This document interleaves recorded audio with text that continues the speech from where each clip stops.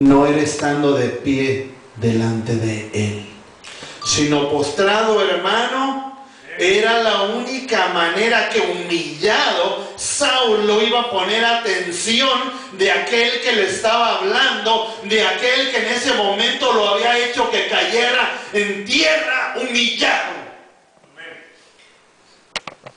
¿Qué tan grande era el orgullo de aquel fariseo? Muy grande. Y él lo refiere después: yo fui criado a los pies de Gamaliel. Ahora algunos dicen: tú no me vas a enseñar nada. Yo ya lo sé. Es más, tú ni me lo enseñaste, me lo enseñó mi hijo, como me dijo una hermana. Y el muchacho aquí, yo fui maestro de él, yo lo enseñé. Él mamó de las enseñanzas en el buen sentido que yo les enseñaba. Hermano, si no eran humillados, ¿de qué manera nosotros venimos a Jesús? Cuando todo está bien, hermano, déjame. Cuando no hay problemas, cuando no hay enfermedades, cuando no hay necesidad, cuando abunda el trabajo. A veces cuando abunda el trabajo ni a la iglesia vamos, porque estamos muy ocupados, así me dijo un joven ayer. Pero ¿de cuál es la única manera que nosotros nos acercamos a Dios?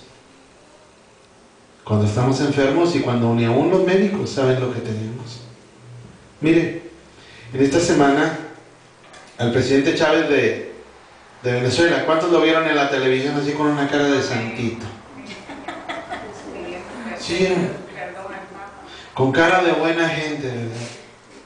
Y el obispo, hermano, poniéndole los santos óleos. ¿Sabe por qué les ponen los santos óleos los católicos? Porque ya se van a morir. ¿Verdad, hermano Ricardo?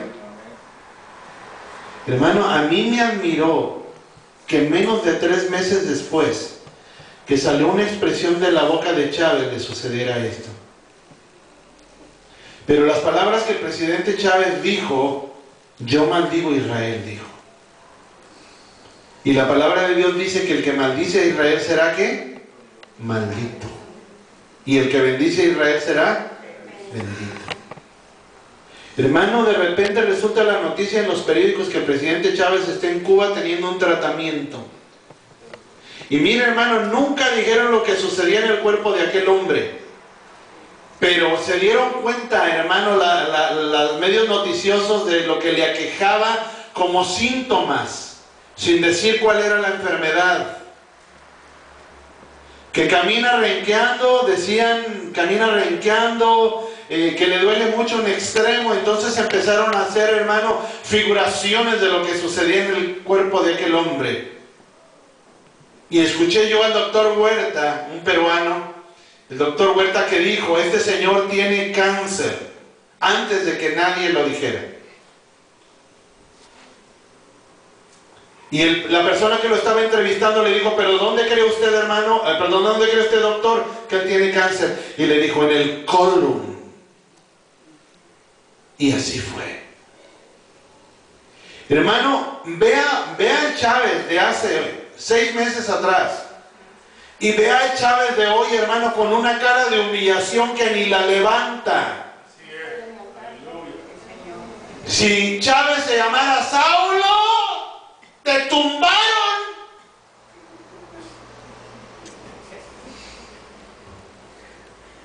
¿Y qué le diría el Señor? Hugo, ¿por qué me persigues? Sí es, aleluya. Sí, Señor. ¿Por qué me persigues? Y él le dijo, o le diría: ¿quién eres tú, Señor?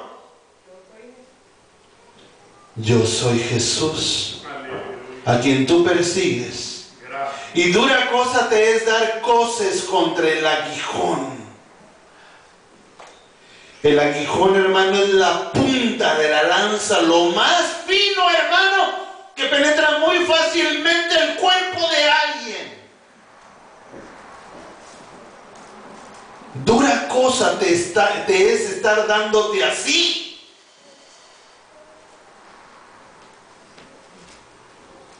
La semana pasada, cuando leíamos Romanos 12, del verso 9 en adelante, decía, hermano, que nuestro enemigo le demos de comer y le demos de beber y lo vistamos. ¿Qué haríamos con nosotros con el presidente Chávez si fuéramos venezolanos? Ay, hermano. Si Cristo está conmigo, ¿qué debo hacer? Bendecirlo y no maldecirlo. Eso significa, hermano, ya no vivo yo, Cristo vive en mí. A tu enemigo, si tu enemigo te maldice, tú bendícelo. Eso significa. Significa que si tu amigo tiene hambre, tú tienes que darle de comer porque Cristo vive en ti.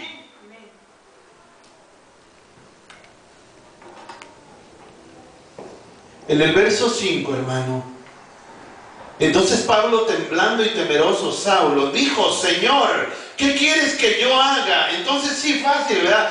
Ay, Señor, ahora sí estoy a tus pies, ahora indícame lo que yo debo hacer. Me imagino que estas palabras ya se las dijeron al presidente Chávez. Y él las ha de estar repitiendo. Y yo le aseguro, hermano, que este hombre le tiene miedo a la muerte. ¿De qué manera nos damos cuenta? Mire, déjeme explicarle algo cuando alguien tiene miedo a la muerte. La Biblia nos enseña que en el capítulo 9, en el capítulo 22 y en el capítulo 26 del libro de Hechos de los Apóstoles, Pablo menciona lo que le sucedió en el momento que tuvo el encuentro con Jesús. Y la palabra de Dios dice que él temiendo, o sea, significando que tenía que miedo, hermano, no sabía lo que iba a suceder con él. Jesús 3 veces dijo, hermano, si no pase de mí esta copa, porque tenía miedo dentro de sí. Pedro 3 veces negó al Señor por miedo. ¿Sí o no? 3 veces, hermano. 3 veces se repitieron por el temor. Este hombre ahorita, hermano, necesita una buena administración. Y si él es un escogido, se va a arrepentir, hermano, y cuando vuelva al gobierno, muchos se van a extrañar de las decisiones tan encontradas que va a empezar a tomar, porque ya no será él, sino será, hermano, el resultado de lo que vino a visitarlo y que cambió su corazón. Vea la vida de Pablo. ¿Cuándo cambió, hermano, Saulo? Cuando vino Cristo a visitarlo.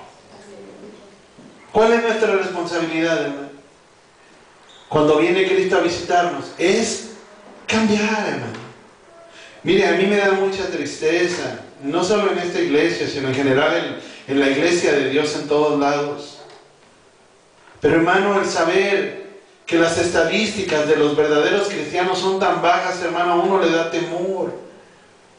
Y mucho más, hermano, cuando la palabra dice que a los que más se les dan, más se les va a exigir. A mí me da miedo, porque a mí se me va a exigir más. A mí no se me va a exigir solo por mí, hermana. Se me va a exigir por mí, por los míos y por todos ustedes.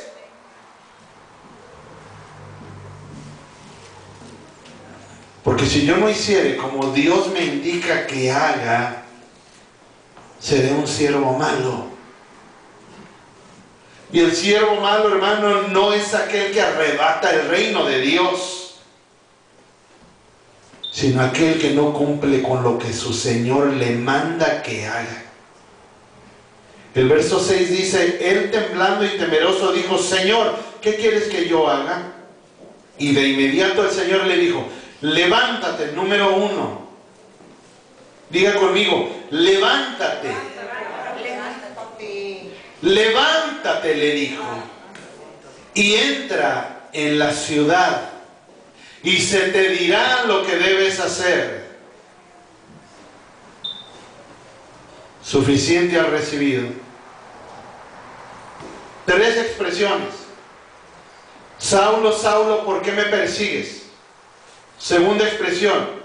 Yo soy Jesús a quien tú persigues. Dura cosa te es dar cosas contra el aguijón. Tercera expresión. Levántate y entra en la ciudad y se te dirá lo que debes hacer. That's it. No más. Dice la Biblia después, hermano, en el verso 7, y los hombres que iban con Saulo, o sea que hubo testigos de lo que sucedió en aquel momento con la vida de aquel hombre que perseguía a la iglesia. ¿Qué hicieron estos hombres? Lo dejaron solo. Se fueron, hermano, y abandonándolo aquel hombre, se sintió que no había nadie a su lado. Ellos se pararon atónitos oyendo a la verdad la voz, mas sin ver a nadie. Entonces Saulo se levantó de tierra y abriendo los ojos, no veía a nadie. ¿Se acuerda usted cuando Moisés tuvo el primer encuentro con Dios en la zarza? Moisés no fue tonto. Oyó la voz, ¿y qué fue lo que hizo? Se agachó y para nada levantó su cabeza, porque si hubiese levantado su cabeza sobre aquella zarza, hubiera quedado como ciego.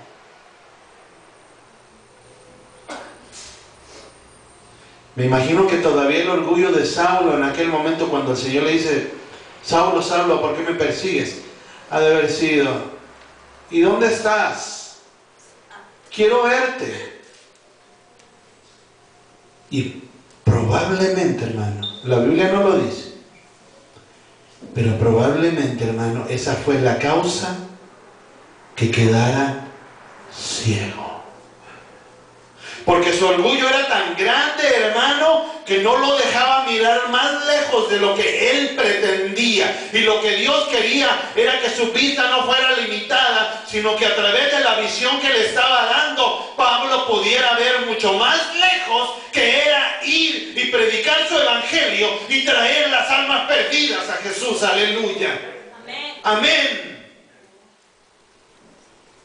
Se levantó, hermano, de tierra y abriendo sus ojos no veía a nadie. Así que llevándole por la mano, le metieron en Damasco, donde estuvo 3 días sin ver, y no comió ni bebió.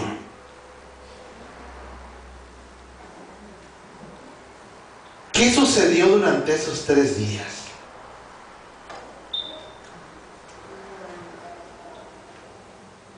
¿Qué experiencia tendría en la oscuridad?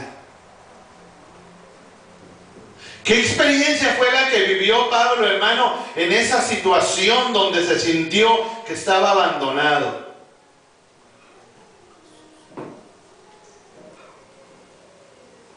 La Biblia dice que cuando nosotros después de morir viene ¿qué? El juicio. Pero ¿cuántos de nosotros vamos a tener a todos nuestros amigos y hermanos rodeándonos para estar delante de Jesús? Nadie.